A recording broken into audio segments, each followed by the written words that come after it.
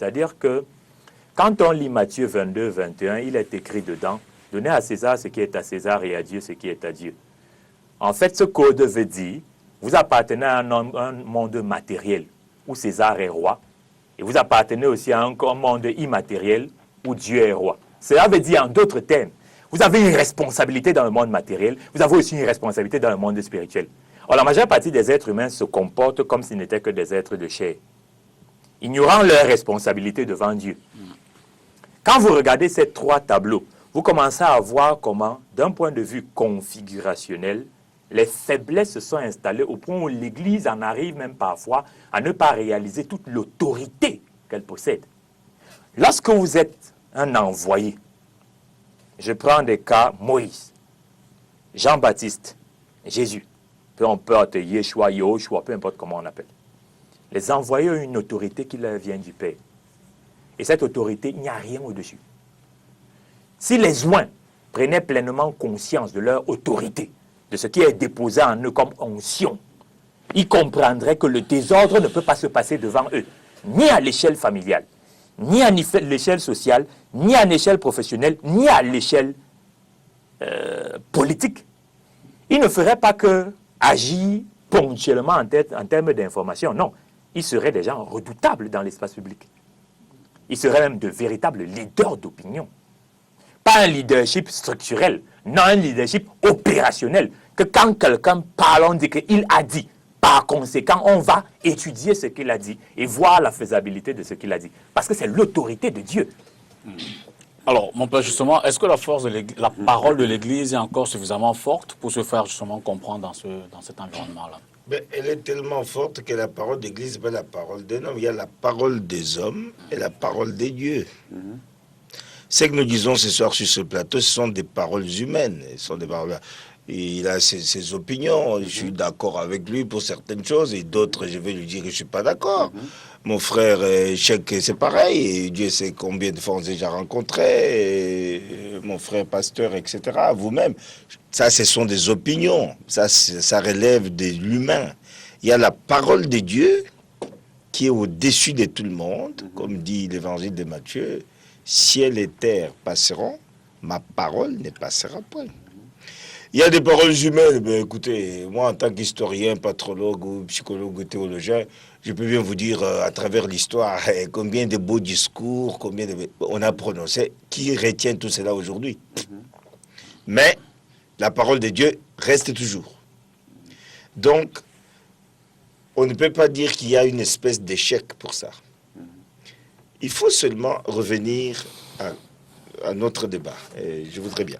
Parce que la question primordiale que vous avez posée, est-ce que, excusez-moi, est-ce que l'Église est-elle marginalisée ou absente du domaine politique? Alors, il faut d'abord savoir, l'Église, quelle est sa mission sur cette terre.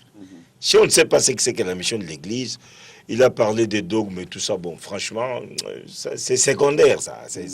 Ça fait partie des normes pour un peu essayer de guider. Et Dieu sait que les dogmes, il n'y en a pas beaucoup. Et puis, toutes les religions n'ont pas de dogmes. On a des principes fondamentaux. Eh bien, l'Église a deux buts à atteindre sur cette terre, selon son fondateur, Jésus-Christ. Premier but, proposer Jésus au monde. Je dis bien proposer, pas imposer. La religion révélée par Jésus-Christ, ce n'est pas la religion de la loi, c'est la religion de la foi. Si tu veux me suivre, viens. Je suis à la porte et je frappe. Apocalypse 3, 20. Si tu m'ouvres, ce n'est pas la religion de la loi, c'est la religion de la foi. Le Dieu de la révélation, c'est un Dieu qui se propose à l'homme. Ce n'est pas un Dieu qui s'impose à l'homme, car il respecte infiniment. Cheikh l'a dit tout à l'heure, la liberté de sa créature. C'est là où le mystère de la liberté nous embête tellement. On aurait bien voulu que Dieu nous ait créés comme des lapins. Quand nous sommes sages, on ouvre la cage. Nous sortons, on se balade, on broute l'herbe. Mais quand nous sommes têtus, Dieu bloque le cadenas. Mais non, il cesse d'être Dieu en ce moment-là. S'il est Dieu, il doit respecter infiniment. C'est ça, être créé à l'image et sur la ressemblance de Dieu, c'est la liberté. Dieu n'a pas de lunettes comme moi ou des yeux comme moi, il est esprit. Deuxième chose, la foi révélée par Jésus-Christ, si elle se propose à l'homme et en ne s'imposant pas, cette foi attend en retour la libre réponse de l'homme. L'homme n'est pas obligé d'aimer Dieu, car c'est Dieu qui l'a aimé le premier. Dieu a tant aimé le monde qu'il a donné son Fils unique. Ce n'est pas l'homme qui a aimé d'abord Dieu, parce que l'homme n'a pas créé Dieu, c'est Dieu qui l'a créé. Donc, si on oublie que l'Église a dans ce bas monde 2 buts à atteindre, proposer Jésus au monde, deuxième but, appeler tout le monde à la conversion. L'appel suppose la liberté. Proposer suppose aussi la liberté. La liberté de Dieu face à la liberté d'accueil et de la réception de l'homme. Si on oublie ça, on va croire maintenant qu'il faudrait que l'Église intervienne. Et il y a eu ça dans l'histoire de l'Église. Je ne sais pas si pour faire vraiment tout ça. Mais il y a eu le moment où l'Église, et c'est pourquoi on est arrivé à la séparation de l'Église et de l'État, la querelle des investitures. On a connu toutes ces aberrations, ces abominations. Qui devait couronner l'empereur, c'est le pape. Ou bien c'est l'empereur qui devait couronner le pape. Mais vraiment, c'était un bordel total. Dieu soit loué que le pape a perdu les États pontificaux. Il ne reste aujourd'hui que les petits 44 hectares du Vatican. C'est bien. Pour quand même le gouvernement de l'Église, il faut que ça puisse s'exercer, ça puisse vivre. Eh bien, ça s'est limité là. Mais quand l'Église est intervenue, ça donnait quoi? Il y a eu le rejet de l'enfant et l'eau du bain. On a tout balancé. Quand l'Église n'est pas assez intervenue, on dit « Oh, mais il fallait quand même que vous parliez, il faut que vous fassiez quelque chose. » Non, chacun a son domaine bien précis. Mais l'Église étant des droits divins, a son mot à dire. Mais il ne peut pas dire ce mot à dire sans savoir ce que le droit séculier dit. Il faut d'abord que nous arrivions, comme pour revenir à ce que nous vient de donner, l'exemple que vous avez donné sur le code pénal. Eh bien, attendons, le code d'ailleurs, il y a des discussions. Attendons, quand ça sera fini, combien de documents la conférence épiscopale du Cameroun a sorti sur l'état de la nation, sur la corruption, tous les jours. Combien de fois les églises du Cameroun se sont retrouvées protestantes, catholiques, orthodoxes, se sont retrouvées pour avoir une voix commune? Combien de fois les croyants, on a eu des rencontres islamo-chrétiennes où on a sorti des documents? Qui lit ces documents-là? Allez à l'Assemblée nationale, il y a des musulmans là-bas. Comme je le disais, je crois, 9 personnes sur 10 à l'Assemblée croient en quelque chose. Ou il est chrétien, de n'importe quelle obédience, ou il est musulman. Qui tient compte de sa foi musulmane ou de sa foi chrétienne quand il est à l'Assemblée, quand on commence à bavarder, à discuter sur les lois et les projets des lois? D'ailleurs, je me demande d'ailleurs combien on comprend quelque chose au projet de loi. Donc, en d'autres termes, même si l'Église prend position tchèque, elle ne se fait pas suffisamment entendre. Il y a quelque chose d'assez important lorsqu'on rentre dans la littérature historique qui venait d'être dit tout à l'heure. Et je pense qu'en voulant citer l'histoire de religion comme étant une référence, l'histoire de religion elle-même répond. Il suffit de faire une liste des prophètes. Au départ, vous avez Adam. Adam est le premier homme, donc il est roi. Il est administrateur et administré. Il est sur terre. Et dans leur histoire, vous auriez David, vous auriez Salomon, mais qui ont bel et bien été à la fois des prophètes messagers de Dieu, mais des rois aussi.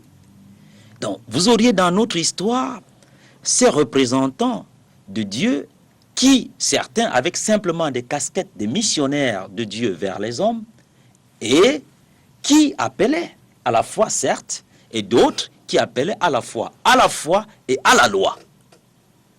Donc, c'est la raison pour laquelle, lorsqu'on revient dans l'aspect du religieux, et je préfère toujours tenir ce mot-clé de dire le religieux dans une république, ça veut dire que c'est une société où, y compris les religions et ses fidèles, ont accepté et ont mis sur pied une constitution qui est ce test qui régit tout le monde et qui fait le fondement même de notre vie en commun.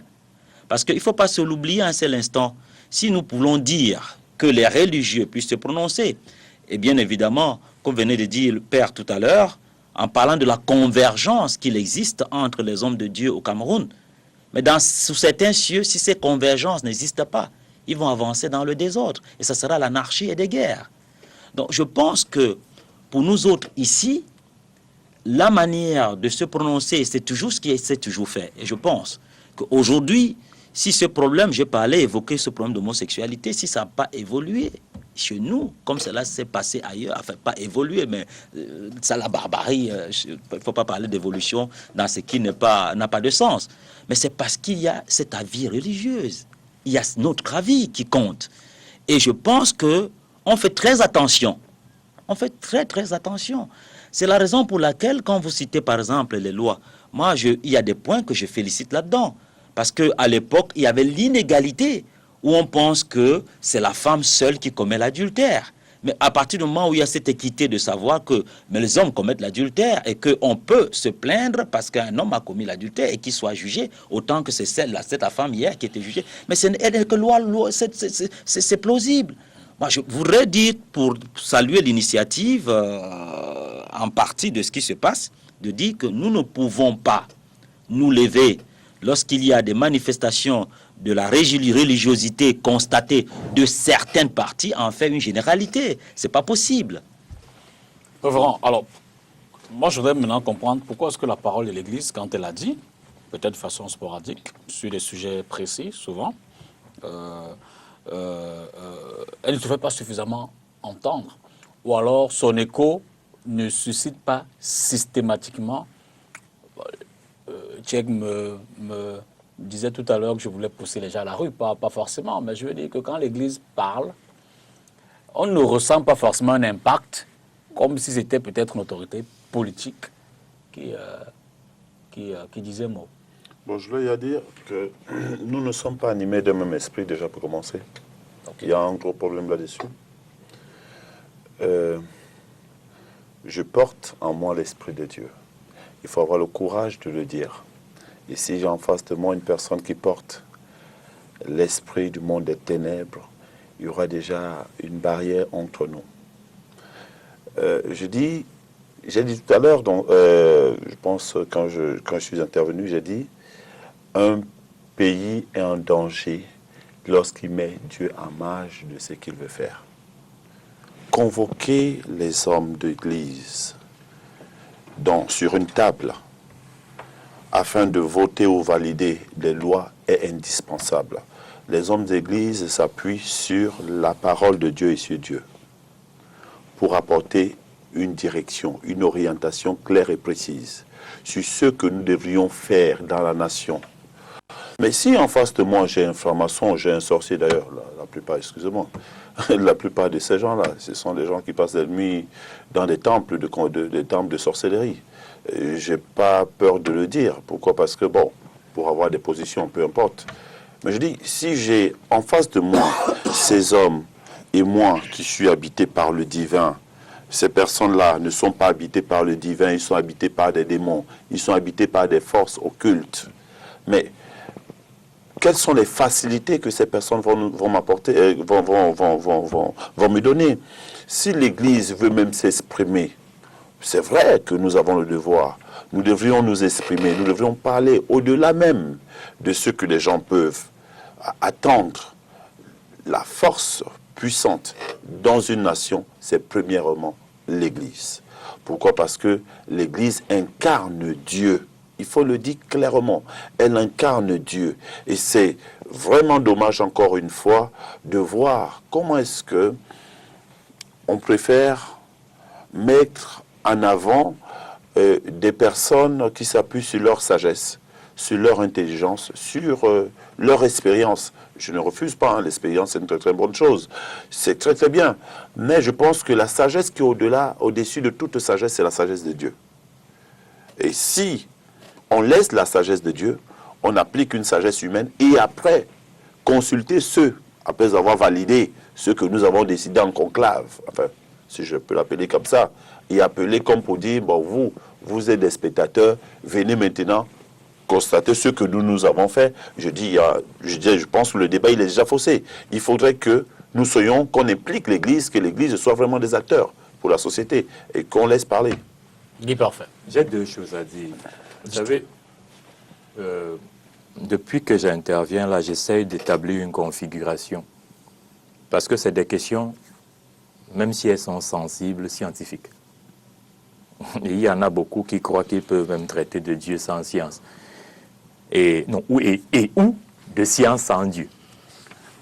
S'ils n'ont pas lu Proverbe 1, verset 7, la science commence par la crainte de Dieu. Vous ne pouvez pas dire être un scientifique et ne pas croire en Dieu. C'est le premier scientifique, Dieu. J'ai deux choses à dire. Et je continue à relever les faiblesses qui font que l'Église et ou les hommes de Dieu n'aient pas la puissance et le niveau d'influence qu'ils devraient avoir. La première chose est que celui qui a reçu l'Esprit Saint n'est pas quelqu'un qui se met dans la posture de victime ou de celui qui attend qu'on lui donne le droit d'exister. L'Esprit que nous avons reçu de Dieu, que Jésus-Christ a rendu disponible après son élévation, n'est pas un esprit de timidité. C'est donc un esprit de provocation, de conquérant. Pas de provocation, oui, de conquérant. Comment les apôtres se sont comportés après l'élévation? Lorsque l'Esprit Saint s'est déposé en eux, ils étaient des conquérants. Ils parlaient de nouvelles langues. Ils ont osé des choses qu'ils n'auraient jamais pu faire avec leur intelligence. Il faudrait préciser bien conquérant, qu'est-ce qu'on entend par là? La conquête des brebis perdues, la conquête de nouveaux territoires pour ramener le peuple au Fils. Oui, il faut que ça soit clair. Je pense que j'ai répondu. Je peux continuer. Oui, vous avez continué. Mais dans le Nouveau Testament, il y a quand même, les termes sont quand même assez clairs. Parce que si nous parlons des actes des apôtres, il n'y a nulle part dans le Nouveau Testament, à ma connaissance quand même, que les apôtres, après le don de l'Esprit Saint, soient devenus des conquérants. Non. Non. Aller de toutes les nations, faites des disciples.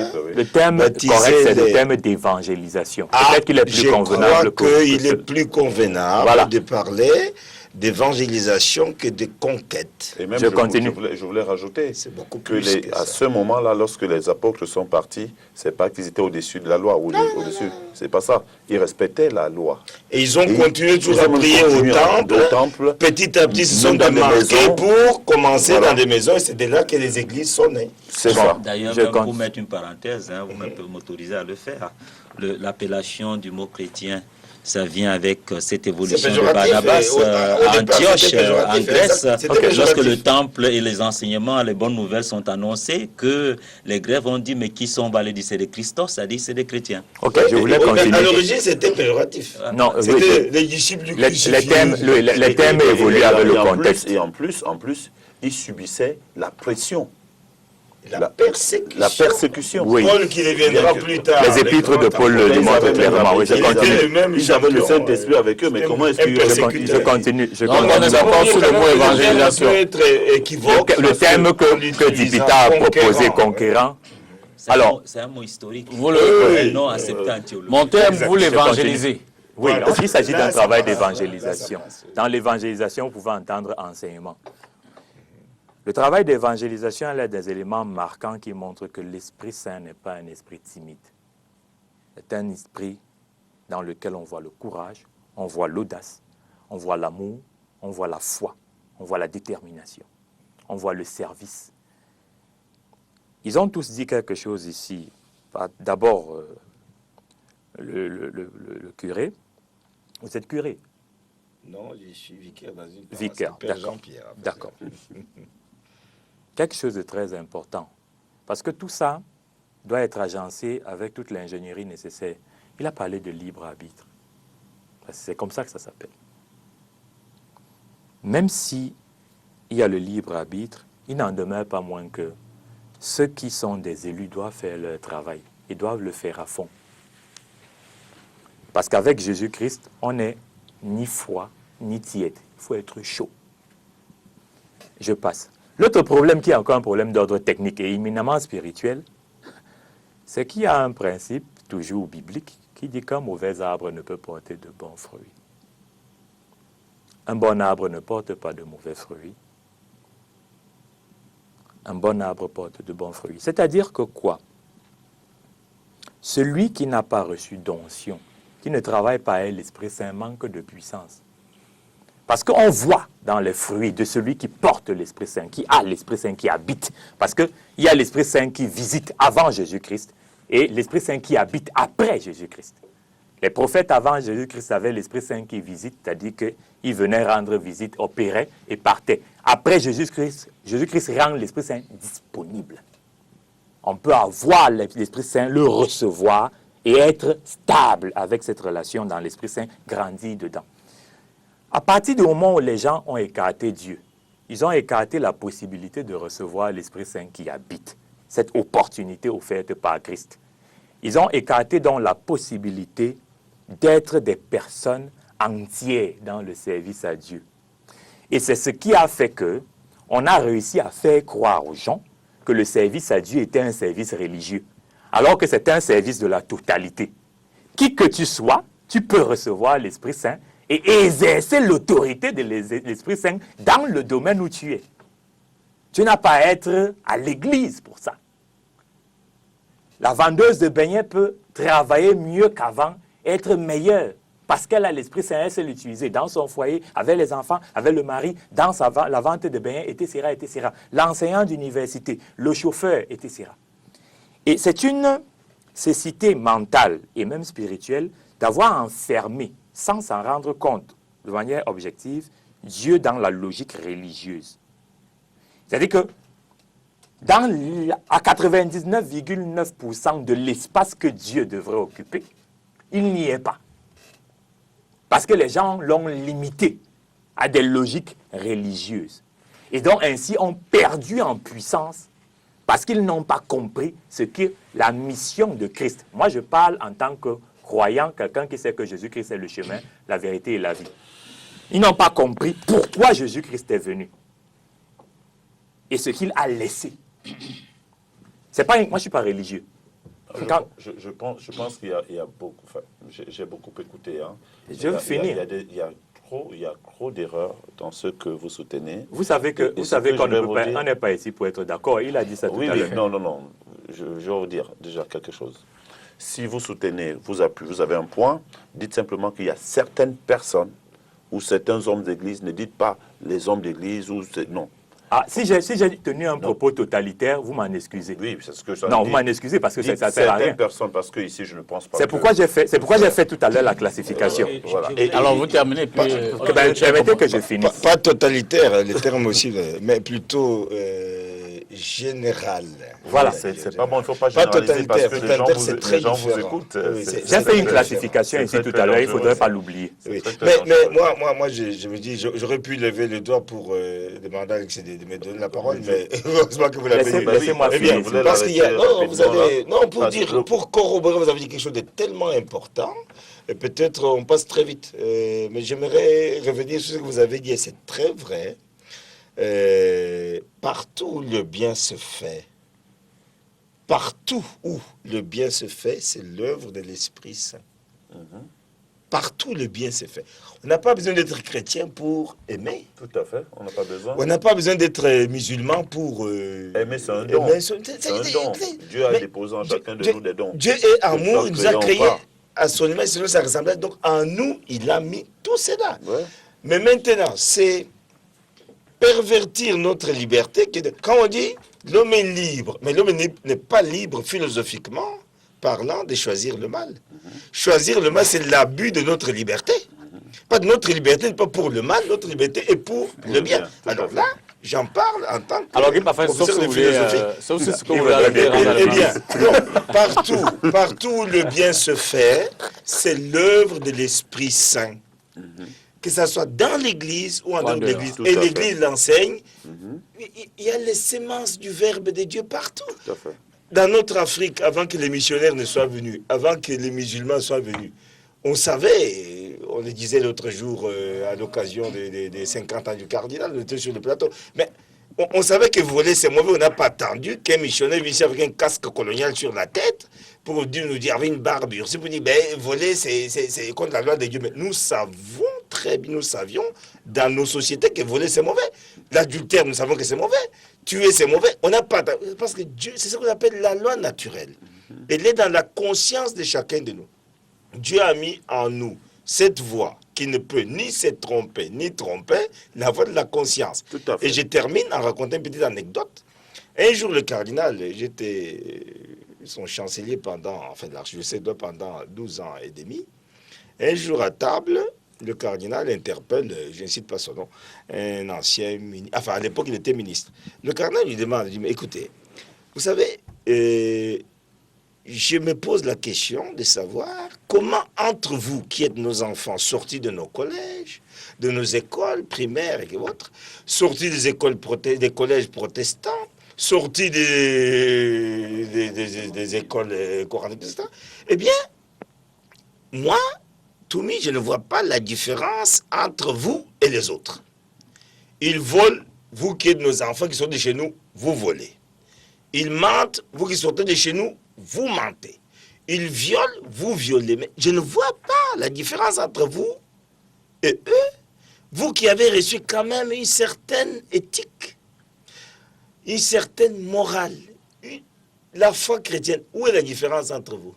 Vous savez ce que cet homme a répondu au cardinal? Il lui a dit, Éminence, vous ne voyez pas la différence, moi je la vois. Le cardinal a dit, moi non, c'est où est la différence? Il a dit, voilà, ils volent, c'est vrai, nous aussi nous volons.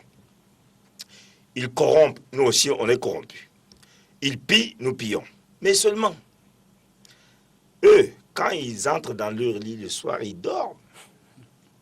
Tandis que nous, on ne dort pas. Parce qu'on a appris dans nos collèges, écoles catholiques et coraniques et autres, que voler, c'est mauvais.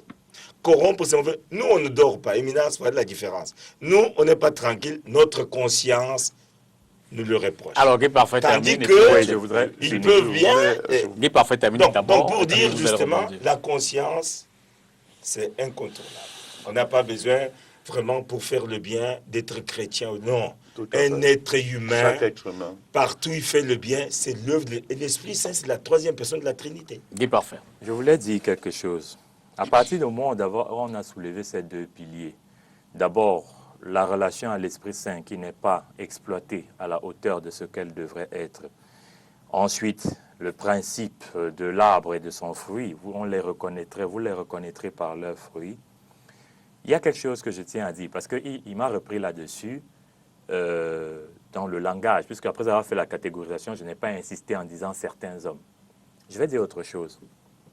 En ce temps actuel, il y a beaucoup d'hommes de Dieu disponibles. Dans un pays comme le Cameroun, il y en a beaucoup, c'est-à-dire de véritables oins. Il y en a beaucoup qui ont un ministère qui a l'air timide ou bien limité au niveau géographique, etc. Il y a beaucoup d'hommes de Dieu au milieu des prêtres catholiques. Il y en a parmi les protestants. Il y en a parmi les églises de réveil, de véritables hommes de Dieu. Le problème là-dedans, c'est que tant que les hommes de Dieu eux-mêmes, dans la quantité qui est disponible, c'est vrai au Cameroun, c'est vrai un peu partout en Afrique, c'est vrai à travers le monde, ne passent pas leurs propres examens, parce que la marche avec Dieu est une école. Ils restent dans une infime performance par rapport à ce que le Père Céleste attend d'eux. Parce qu'il y a quelque chose d'extraordinaire. Lorsque Dieu dépose son onction en vous, il ne la retire plus. Allez même chez l'ennemi. Si vous voyez un oin qui est fou, ne l'attaquez pas. Un oin, même fou, est dangereux. Parce qu'il a reçu. Si vous mettez les produits de beauté, là, frottez ça sur la peau, venez faire le bain, après c'est déjà entré dans la chair, dans la peau. L'onction est déjà entrée. Le Seigneur ne la retire pas. J'essaie de répondre à une question qui a été posée à 2 reprises. C'est celle, on va dire ça comment, du niveau d'efficacité des hommes de Dieu par rapport à ce qu'ils devraient être en termes d'influence sociale. J'essaie de répondre aux causes profondes là-dedans. Et pour finir mon propos à ce niveau, c'est qu'ils ont, pour beaucoup, sous-estimé la compétition. En face, on a un ennemi qui travaille beaucoup. Il est là depuis longtemps. Il a des raisons plus que profondes de nuire. Il part de quoi? Il n'a rien. Il est une créature. Pour vivre, il a une seule option. Il lui faut voler. Il vole beaucoup. Vole les grâces, vole les bénédictions, etc. Vole l'argent, les enfants, etc. Une activité très diversifiée. Parce que l'un des problèmes des chrétiens, c'est qu'on leur parle du diable comme un ennemi, ils n'arrivent pas à identifier l'oiseau, s'il permet l'expression. Ils ne comprennent pas la guerre.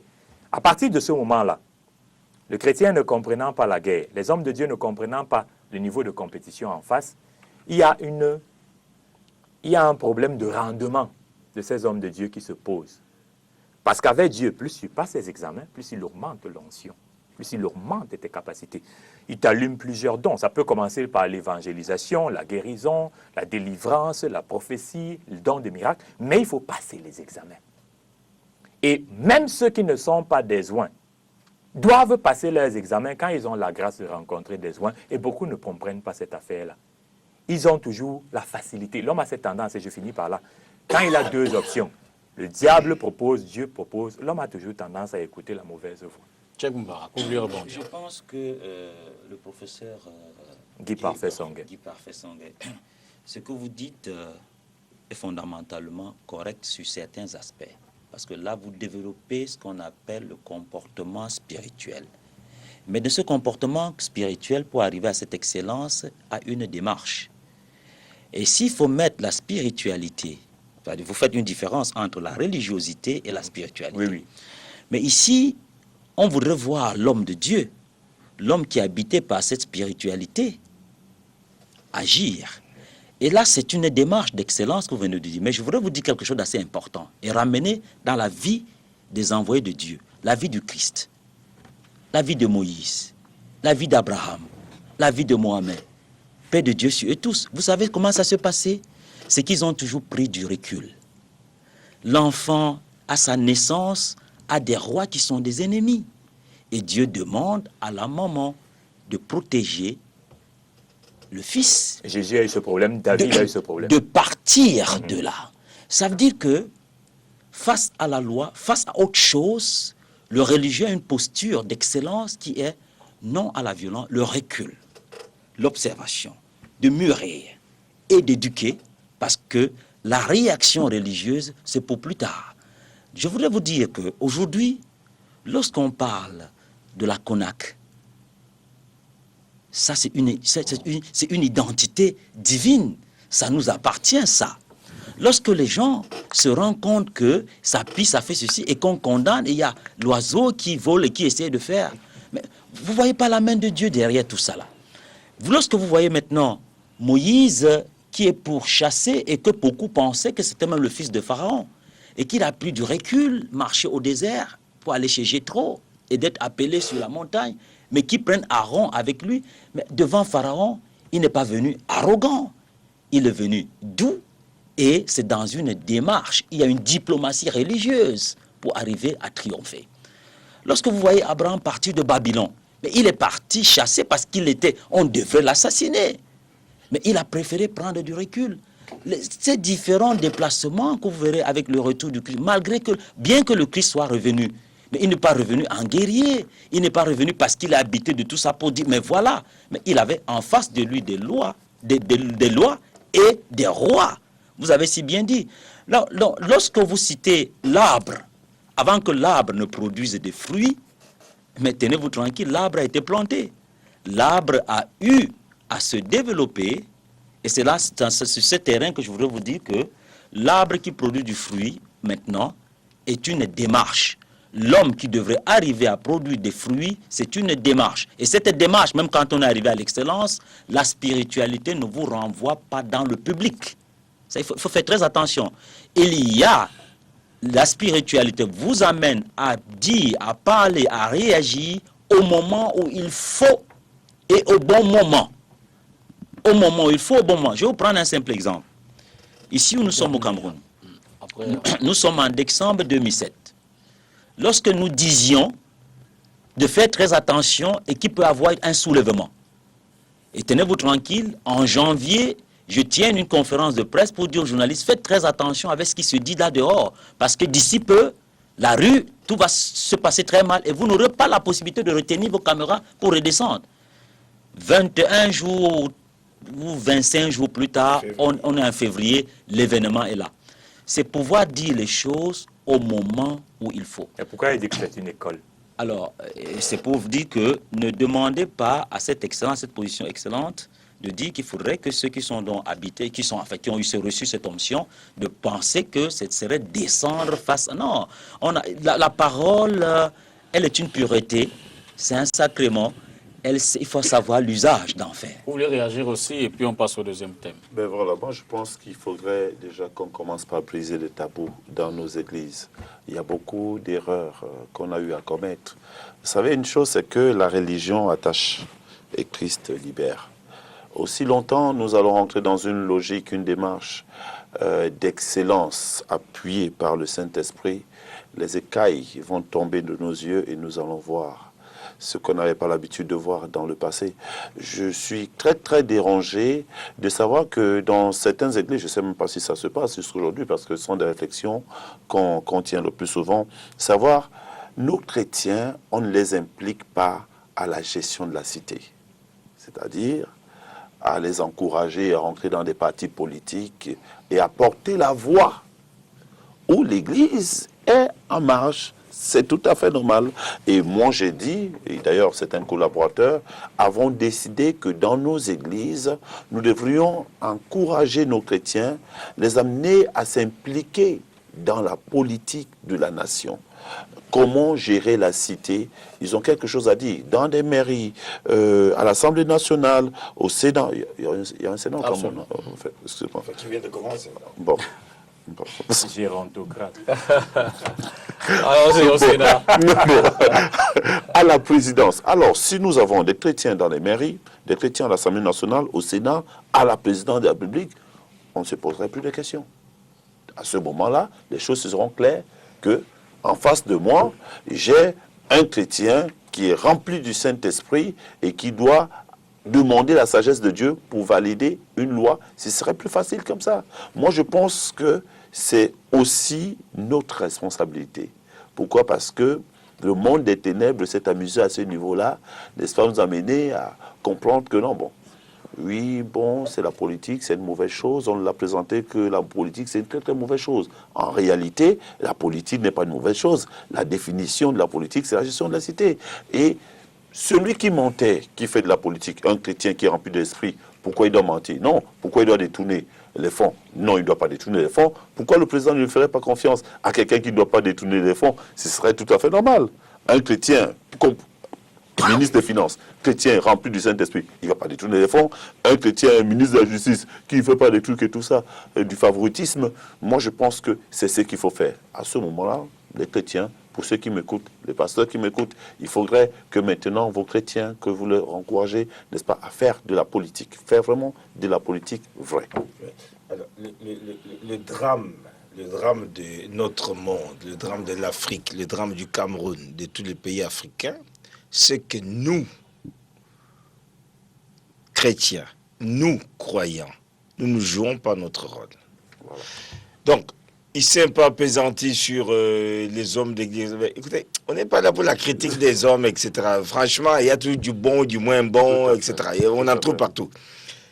Il faut que chacun à son niveau, parce que le but de cette émission, c'est de nous dire, mais quel est le rôle qu'enfin, vous les hommes de foi, l'église, les croyants, vous jouez dans la société par rapport à la politique. Et vous l'avez très bien exprimé. Mais nous parlons de politique. De quelle politique parlons-nous? Ce n'est pas de la politique politicienne, des partis politiques, des magouilles. Tout le monde se méfie de la politique. C'est tous des voleurs, tous des bandits. Non, la politique, ce n'est pas un domaine des voyous et des voleurs et des bandits. Tout à fait. La politique, c'est l'organisation, la gestion de la cité. Eh bien, moi, prêtre, quand je prêche, quand je gère ma paroisse, quand je gère tout ce que l'évêque me donne comme domaine d'activité, de pastorale, mais je fais de la politique. La dame qui se lève le matin, qui nettoie sa cour, enlève les feuilles et jette dans la poubelle, ou bien les jeunes gens qui curent le caniveau, ils font de la politique, ils organisent la cité pour que demain, s'il y a trop d'eau, que les enfants n'aillent pas tomber. Nous faisons tous de la politique. Donc, si vous lisez les documents de l'Église catholique, Dieu sait combien d'encycliques les papes ont publiées. Rerum novarum, pacem in terris, laborem exercias. Mais je ne crois pas qu'il y ait une institution sur la terre qui est tellement impliquée dans la gestion de la cité. Mais tout cela, ce n'est pas imposé, c'est proposé. C'est dans la logique de l'évangile. Mais vous savez que sur la terre, j'ai un ami médecin, il est ophtalmologiste, qui m'a toujours dit, Padre, vous savez, le plus stupide de tous les animaux que Dieu a créés, c'est l'homme. Pourquoi? Parce que l'homme est le seul animal qui est capable de se tromper de sexe. Les autres animaux ne se trompent pas de sexe. Vous ne verrez jamais un chien monter sur un cheval. D'abord, il est trop petit pour monter sur un... Vous ne verrez jamais un verra aller monter, il va monter sur une truie, il ne va pas monter sur une chèvre. Mais l'homme est le seul être, une créature que Dieu a créée, le seul qui se trompe de sexe. Il va aller vers un autre homme, et mais voilà. Et l'homme aussi, c'est le seul, la seule de toutes les créatures de Dieu qui se noie. Si vous regardez les autres animaux, ne se noient pas.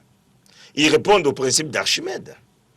Dans l'eau, le cheval, le zèbre et le chien, mais ils continuent à marcher.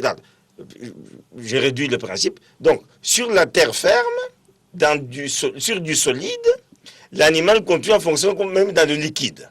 Donc, pour l'animal, dans l'eau, il continue toujours à marcher. Nous avons l'impression qu'il nage. Il ne nage pas parce qu'il ne réfléchit pas, il n'est pas intelligent. Mais l'homme est le seul animal qui se noie dans l'eau. Pourquoi? Parce qu'il est intelligent. Il réfléchit. C'est pourquoi il se noie. Il répond au principe du vase communicant. Il se dit, oh là là, est-ce que je vais arriver de l'autre côté? Je vais m'accrocher où? Il ne sait pas nager. Il commence à réfléchir. Mais le chien ne réfléchit pas. Le zèbre ne réfléchit pas. Il traverse 1 kilomètre à la nage. On dit qu'il nage. Non, il continue à marcher. Alors vous voyez, l'homme, c'est la complexité de ce mystère que Dieu a fait. À son image, à sa ressemblance. En lui, il y a l'âme. Et puis il y a le corps. Eh bien, il est difficile à gérer. Eh bien, c'est pareil. Les chrétiens ne seront pas là. Les croyants ne seront pas dans la société pour bouleverser, changer la société du jour au lendemain. Non. Chaque pouvoir, selon les responsabilités que Dieu a données, chacun joue son rôle. Et je crois bien que nous pouvons arriver dans cette complémentarité. Et vous concluez que les hommes de Dieu jouent leur rôle. Ah, ils jouent leur rôle. Absolument. Pour dire plus simple, la politique, la vraie politique, la politique et la religion, c'est 2 ailes de pigeon, sans lesquelles le pigeon ne peut pas voler. Tout à fait. D'accord. Nous sommes complémentaires l'un à l'autre. Et même, je voulais pour je terminer voulais dire, définitivement. si le Cameroun aujourd'hui tient jusqu'où là où il se trouve, c'est parce que nous prions. C'est pas parce que les politiques font ce qu'ils doivent faire. C'est parce que nous, en amont, nous prions. Et eux, après. Voilà. Alors, on va aborder le deuxième thème de la soirée. Bien sûr, c'est avec l'actualité, Journée internationale de la musique. Quel impact la musique mondaine a-t-elle sur la vie religieuse? C'est juste derrière la transition.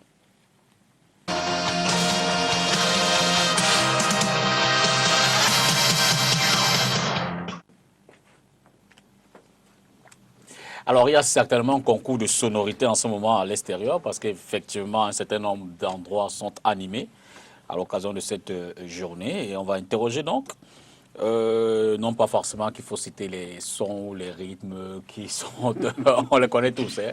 On sait ce qui se chante et ce qui se danse en ce moment, ou du moins en dehors des églises, qui, elles, donnent davantage la voix à des chorales. Mais dehors là, c'est... Alors, check. Quel est l'impact que la musique mondaine peut avoir sur la vie religieuse?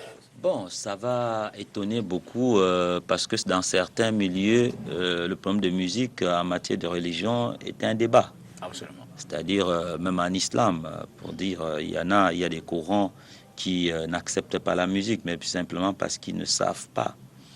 La musique, dans le côté islamique, c'est d'abord le message que la chanson en elle-même devrait être véhiculée.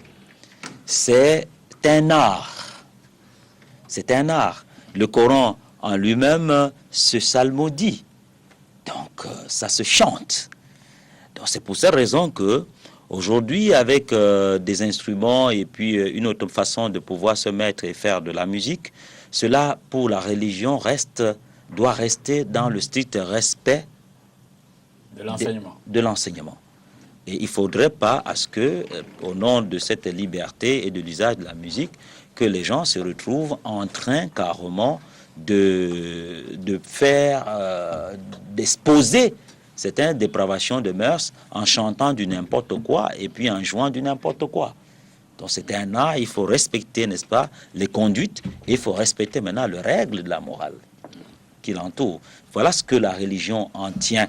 pour donc dire que la musique a un impact important, c'est même un instrument d'éducation. Vous voyez, ouais, vous avez des enfants à la maison qui essaient de mimer, de chanter un peu, mais si vous avez mis des mauvaises chansons, mais ces enfants, aux yeux des grands, vont répéter n'importe quoi. C'est la raison pour laquelle il faut savoir faire les choix des chansons. Il faut savoir faire des choix de musique qui transmettent des messages, qui instruisent et puis qui éduquent. C'est ce que nous encourageons. Dans une journée de musique, c'est bien la bienvenue, mais il faudrait que ces hommes de musique puissent avoir une morale qui soit digne. Surtout qu'on ne voit pas beaucoup l'église dans la célébration de la journée internationale de la musique. Je voulais dire Bien que parfait. Oui, vous pourriez expliquer tout à l'heure, mon père. N'oubliez pas que beaucoup de ces musiciens sortent de l'église. je voulais Oui, dire Guy, quelque parfait. chose que j'aurais même pu dire dès le départ et qui me semble fondamental. Tout est esprit. Tout est d'abord esprit. Tout ce qui existe. Lorsque vous avez la musique que vous appelez mondaine, il y a là-dedans de la bonne musique où l'esprit qui est derrière est un esprit de construction, de consolation, d'orientation, de nutrition, d'éducation. Et il y en a d'autres dont l'esprit qui est derrière est un esprit de dépravation, d'anéantissement, de perdition, de détournement, etc. Vous avez notamment, concernant la musique, qui a l'esprit de dépravation, de détournement, et c'est même de recrutement pour le camp ennemi. Vous avez beaucoup de sons que l'on qualifie souvent de sons subliminaux, c'est-à-dire que la manière dont la musique est écrite et chantée est encodée de façon à ce que cela impacte l'âme, l'esprit de la personne qui écoute et l'embarque du mauvais côté. Le problème est l'ignorance générale que l'on a de la musique, du fait que ces vibrations-là, derrière, il y a un esprit. Le problème est l'ignorance que le peuple a de la capacité de l'être humain à utiliser la musique pour manipuler les masses. Beaucoup de personnes écoutent la musique avec naïveté, avec ignorance, et ne savent pas à quoi ils sont connectés. Je vais aller plus loin. Derrière certaines musiques, il y a des entités. Derrière certaines musiques, il y a des champs magnétiques activés. Derrière certaines musiques, il y a un esprit. Et si vous écoutez n'importe quelle musique, même dans simple logique psychologique, restons à la psychologie avant de passer sur les questions spirituelles. Il y a certaines musiques ici, vous les écoutez, vous avez de très fortes chances d'avoir mal à la tête pendant longtemps, à cause du type de vibration qu'il y a dedans. Ça attaque directement votre système nerveux.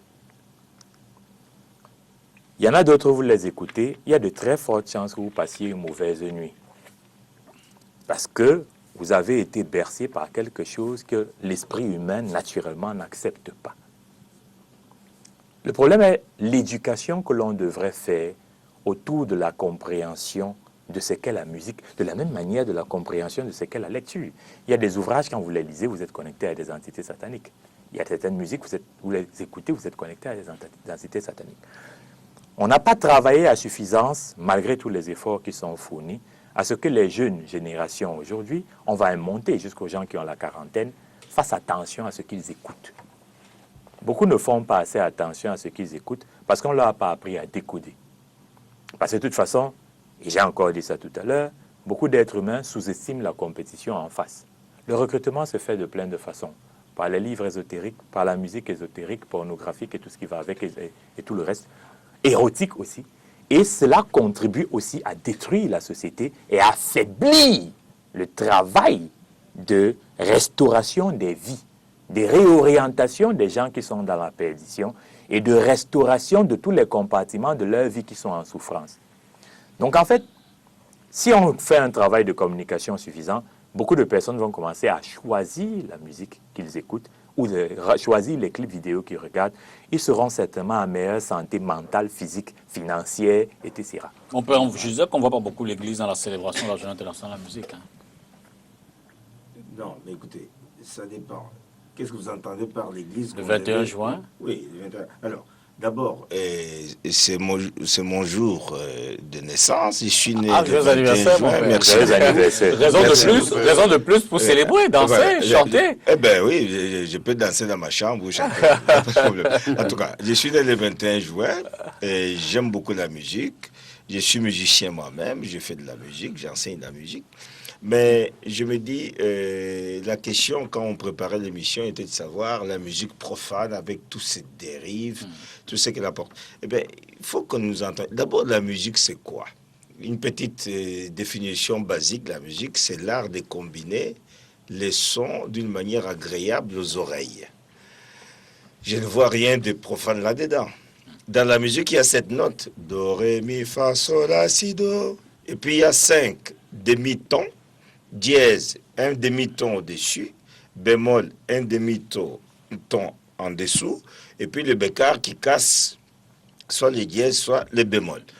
Je ne vois pas un sataniste qui va jouer la musique en utilisant 8 notes et un chrétien qui va jouer la musique en utilisant 8 notes. Non, tout le monde va utiliser les 7 notes avec les 5 demi-tons. Maintenant, qu'est-ce qu'on entend par musique profane? Moi, je me dis parfois, c'est des termes comme ça qu'on utilise. Mais dans l'Église catholique, on ne parle pas de musique profane, on parle de la musique sacrée.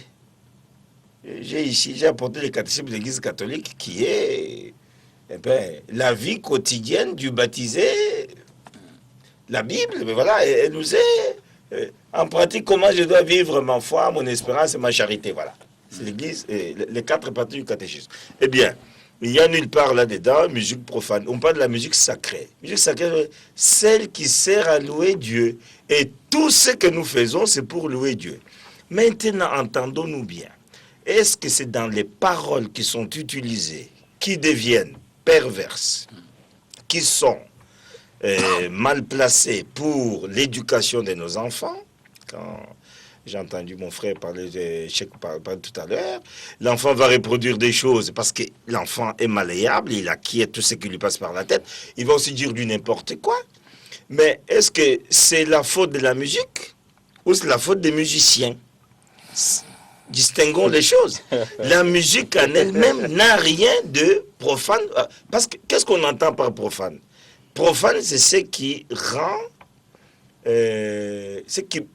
qui putréfie quelque chose, qui pourrit quelque chose, qui le rend, si vous voulez, non... Antichrist, par exemple. Non, pas antichrist. Non valable à la consommation. Okay. C'est ça, c'est profane. Eh bien, on peut dire périmé. Okay. Or, ici, quand on dit la musique profane, c'est par rapport à quoi? À la musique sacrée. Donc, quand je dis gloire à Dieu, paix aux hommes, là, c'est la musique sacrée. Mais quand je dis, eh bien, on m'avait toujours dit, c'est très souvent le samedi, je dis, ah, c'est la musique profane. Il n'y a rien de profane dans cette chanson de Tchana Pierre. Ah, bon. Je l'utilise souvent pour le mariage. Vous avez pris un exemple. Ah oui, mais... Vous avez pris un bon exemple. Ah ben, très bien. Donc, parce qu'il y en a d'autres. Hein. Oui, on peut en prendre. Entendons-nous bien d'abord sur les termes pour dire qu'est-ce qu'on entend par musique profane. C'est par opposition à quoi? Donc, ce n'est pas la musique en elle-même qui est profane. J'ai fait la musique, je vous dis. Mais ce sont les musiciens qui sont peut-être profanes. Dans le sens qu'ils pervertissent ce qui est naturellement bon. Il n'y a rien de mauvais dans la musique. Je vous dis, les 7 notes n'ont rien de profane. Les 5 demi-tons n'ont rien de profane. Mais maintenant, qu'est-ce que nous faisons de cette note? Que ce soit sur la trompette, sur la guitare, sur un instrument à clavier, ça maintenant c'est nous. Maintenant, les paroles que nous mettons dedans. Alors ici, c'est là où nous voyons le niveau d'élévation, soit spirituel, moral et psychologique de chacun, où nous faisons de la musique pour nous faire du pognon et... Ça donne ce que ça donne. Ça donne ce que ça donne. Ou bien nous faisons de la musique pour apporter un message. Et moi, je crois qu'il y a eu toujours au cours de l'histoire, il y a eu des musiciens qui n'ont pas fait de la musique sacrée, comme les grégoriens, et Dieu sait qu'il y en a beaucoup, mais qui ont apporté un message sublime, pas subliminal, qui joue sur, comme disait Guy Parfait, qui joue sur les subconscients des individus, qui deviennent n'importe quoi, toto, etc. Eh bien, moi je me dis, j'ai beaucoup de respect pour tous ceux qui, à travers leurs paroles, à travers leur musique, parce que comme disait Saint Augustin, quelqu'un qui n'aime pas la musique est très dangereux. Parce que quelqu'un qui aime la musique, la vraie musique, élève l'âme. Parce que la musique, c'est l'art de combiner les sons d'une manière agréable aux oreilles. Et c'est la beauté. Et je crois même que, j'ai toujours dit ça moi-même, hein, pour avoir joué de la musique, fait la musique, Dieu, je crois qu'il est musique. Ou bien Dieu est musicien. Bon, moi, je Révérend Alain Moundji. voulais aller un peu plus loin. Tout à l'heure, le père, il a dit qu'il a fait de la musique. Moi-même, j'en fais aujourd'hui. Oui. Je voulais aller un peu plus loin. On ne se limite pas seulement sur des notes. Il faudrait qu'on aille au-delà des notes. Ça revient au son. Nous rentrons dans les temples d'initiation.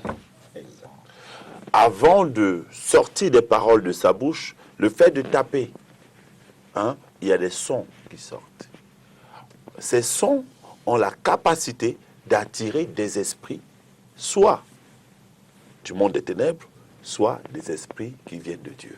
Oui, pasteur, je voudrais savoir si c'est la question que, Alex, vous nous posez, qui est en parlant de la musique profane. Est-ce que c'est pour dire la musique sataniste et diabolique existe? C'est la musique mondaine. Non. Elle existe et moi je peux en témoigner. Voilà. Ah, mon père. Donc j'aimerais savoir quand même. Le terme que moi j'ai utilisé, c'était Ouais. la musique mondaine.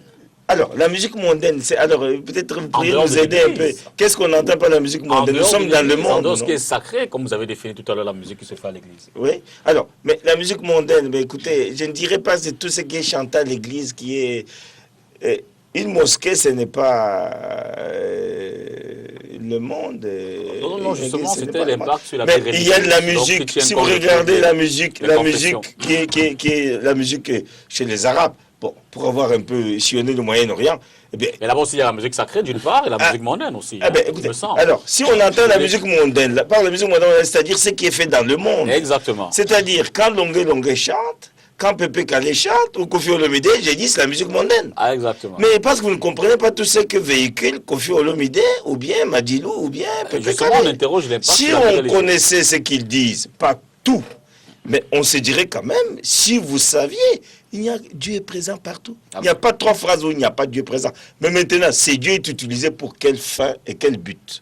Donc, je pourrais revenir à son développement. mais vraiment, alors il faut que nous entendions, il y a bien des musiques qui véhiculent le diable et les démons. Exactement. C'est quelque chose. Donc si c'est de cela que nous parlons, c'est autre chose. Mais si on parle de la musique mondaine, il faut bien que nous sachions définir qu'est-ce qu'on entend par la musique mondaine. Je pense Alain que Moundji. c'est un tout, hein. C'est Exactement. un tout parce que nous voyons, il y a des grands musiciens qui ont commencé, n'est-ce pas, ils jouaient au balafon, ils faisaient des trucs traditionnels et ils ont été vraiment remplis par ces esprits-là et sous une inspiration.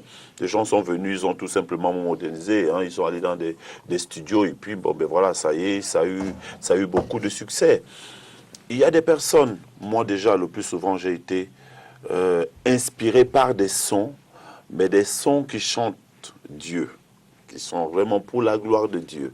Je suis resté chez moi, j'entends les sons, peut-être parfois je suis en train de dormir, je reçois des sons dans mon esprit et je peux facilement les capter et puis les reproduire soit sur le piano, je vois, parce que comme j'ai dit à la maîtrise d'un autre, c'est plus facile pour moi. De la même façon, il y a Bach s'est réveillé la nuit, il faisait comme vous. Il dormait toujours avec un crayon à côté, mais il s'est réveillé. Donc, quelque part, c'est comme s'il rêvait sa musique. Voilà. Quand Et il la mettait sur, voilà. Il mettait immédiatement sur note. Voilà. Donc moi j'ai fait un peu plus de recherche, je suis allé plus loin. Où j'ai trouvé le livre, si je ne me trompe pas, dans les psaumes, il dit Dieu prend plaisir à siéger au milieu de la louange de son peuple. Et j'ai compris que, 118, en effet, Satan était le patron de la louange du ciel. Je pense que c'est dans Ézéchiel où on parle de sa chute. Et c'est lui qui dirigeait, n'est-ce pas, l'orchestre du ciel. Alors, il est descendu avec Des connaissances. des connaissances qu'il transmet. J'ai beaucoup aimé tout à l'heure, Guy, c'est ça? Dit Ouais. parfait. Oui. Il disait tout à l'heure, je ne sais pas si c'est lui qui a parlé, lorsque le Saint-Esprit a mené Jésus sur des épreuves spirituelles sur la montagne, où Satan a dit, si tu es le Fils de Dieu, fais ceci, il lui a montré toute la gloire. C'est moi qui parle voilà. de l'illusion que les francs-maçons entretiennent. Voilà. C'est Il exactement a comme dans montré les trois tentations. toute la gloire. Donc, de la même façon, des gens qui veulent être célèbres, je préfère taire le nom. J'ai eu quelques personnes certains artistes d'une grande renommée aussi au Cameroun, hein, que j'ai rencontrés à Paris, que je coach derrière, et qui m'ont fait des révélations dans ce sens. Et d'ailleurs, ici, peut-être vous le savez, qu'il y a certains qui se convertissent, même qui deviennent pasteurs, et qui expliquent comment ça se passe dans ce truc-là, pour avoir l'inspiration, avoir rentré dans une position élevée, n'est-ce pas, dans la chanson, dans la musique. Ils partent faire des alliances. Et dans ces alliances-là, qu'est-ce qui se passe? On leur apporte l'inspiration qui vient du monde des ténèbres, pour qu'ils soient célèbres. Et lorsqu'on parle, je dis nous sommes vraiment en danger, que Dieu nous aide. Cette musique mondaine, lorsqu'elle rentre dans l'église, c'est pas seulement des notes, c'est pas seulement des paroles, il y a le son. Et lorsque ce son rentre dans l'église, c'est pour posséder ceux qui sont dans l'église, si l'église n'est pas vivante. Elle endort l'église, ça fait en sorte que dans des églises, et d'ailleurs je suis venu, parce que là, dans l'église évangélique, pas de salut, non, c'est pas que la publicité, je suis venu avec un répertoire un peu plus américain, français, un peu plus. Donc ça me permet de mieux voir des choses. Et je dis, il y a de la musique qu'on entend, tout simplement parce qu'on a dit, on parle de Dieu dedans. Donc on dit, bon, ça y est, on peut la tolérer à l'église. Non, mais derrière, si on n'a pas le discernement pour savoir qu'est-ce qui a animé cette personne qui l'a chanté, et ce son qu'il a utilisé avec les notes a été inspiré par qui? Là, nous sommes vraiment en danger. Ou il faut déceler des choses. Dire le discernement des esprits a été donné à l'Église par le Saint-Esprit afin de discerner que ce son-là, moi j'ai cette capacité de déceler, de discerner si ce son qui est en train que la personne est en train de chanter, soit ça vient de Dieu, parce qu'en fait il y a un écho dans mes oreilles spirituelles qui fait, c'est comme si ça grésillait, d'accord? Et là, à partir de ce moment, Dieu me dit, non, là, ce son n'est pas quelque chose qui vient de moi. C'est vrai qu'il y a des musiques, des chansons qui ne chantent pas forcément Dieu, qui sont des chansons éducatives, qui confortent des trucs comme ça, qui ne parlent pas de Dieu, mais derrière, cette personne-là s'est appuyée sur quoi? Elle a été inspirée sur quoi? Le son derrière, parce que après avoir, même avec des paroles, après il faut composer. Il faut composer pour avoir un son clair et net et précis pour faire asseoir des paroles. Alors on va sortir par là, la question va se poser à tout le monde. Je vais commencer par Tchèque, m'inspirant de la définition que vous avez donnée. Est-ce que la musique non sacrée peut inspirer la vie d'un croyant et au point d'y bâtir sa foi? Je veux dire qu'en écoutant les musiques qui ne sont pas forcément dans l'église, est-ce qu'un croyant peut être conforté dans sa spiritualité, dans sa foi, dans son engagement? Ça, vous voyez comment Dieu joue à la musique chaque jour, chaque matin? Non, je ne vois pas. Amen. Je vais vous faire un peu écouter la musique de Dieu. Allons-y. Aussi très naturelle. Vous voilà dans un village où tout est naturel, tout est très beau, tout est vert. Et puis il y a un cours d'eau. Un peu avant le lever du soleil, vous avez des oiseaux, des types d'oiseaux qui chantent à des sons qui diffèrent. Et puis vous avez des eaux, des chutes qui vous donnent d'autres sons. Et vous voyez le soleil se lever. Vous avez ici, vous tirez le plaisir du regard et le plaisir des sons qui sont naturels. Alors chaque fois, vous aimerez redécouvrir ce matin et revoir encore les mêmes chansons de fin de la soirée, parce que les oiseaux au soir ne chantent pas comme le matin. Donc essayez de voir plusieurs types d'oiseaux qui chantent à la fois. Qu'est-ce que ça donne dans une nature verte? Vous voyez, ça, c'est l'inspiration, c'est là où l'on part avec quelque chose. Il veut imiter l'oiseau, il veut imiter des cris, et voir l'association de toute cette créature animale qui, au lever du matin, donne des sons. Bon, mais lorsque vous posez cette question, à savoir, aujourd'hui, l'homme est devenu moderne, l'homme a fait des instruments, et que nous savons bel et bien tout ce qui a été dit ici, même dans le domaine de Dieu, les chansons étaient naturelles. C'est la voix de l'homme qui chantait, il n'y avait pas d'instrument. La voix, il y avait bien sélectionné, bien organisé, comme on le sait toujours, ça se passe, et puis des très très belles voix qui, n'est-ce pas, psalmodiaient les paroles de Dieu. Bon, l'instrument est venu en mesure d'accompagnement. Je pense que c'est par là que le diable commence un peu à faire son entrée à un certain moment. Mais lorsque nous préparons donc ici des personnes qui devront chanter des louanges, ils sont récupérés dehors par les démons et ils deviennent ce qu'ils deviennent.